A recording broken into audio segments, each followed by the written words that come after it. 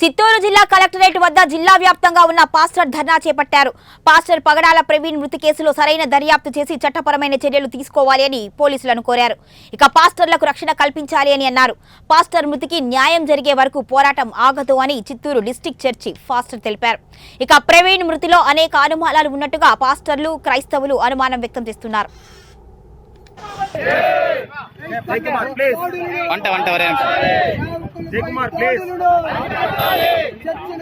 ఒక దైవ సేవకుడు దేవుని సేవ నిమిత్తమై తన 2 వీలర్ వాహనం పోతా ఉంటే అనుమానంగా మరణించటం చాలా కష్టంగా తెలుస్తూ ఉంది.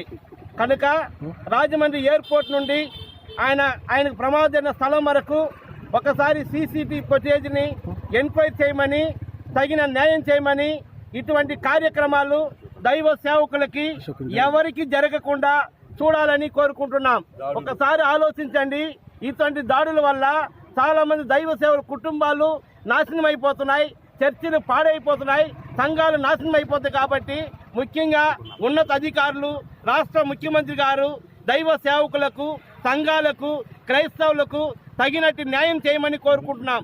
ముఖ్యంగా ఒక మాట చెప్తుండా, సాయి అని ఒక సహోదరుడు టీవీ ఛానల్లో, యూట్యూబ్లో మాట్లాడుతూ మేమే చంపినాము, మేమే చంపుతాము, మీ వల్ల అయితే చూడండి, ఎవరినైనా చంపటానికి మేము సిద్ధంగా ఉండామని సాయి అని సహోదరుడు చెప్పాడు. కనుక ముఖ్యంగా ఆ సహోదరుని వెంటనే అరెస్టు చేసి తగిన న్యాయం చేయమని ఈ దినము Chittoor district church pastors union తరఫున మా యొక్క అధ్యక్షులు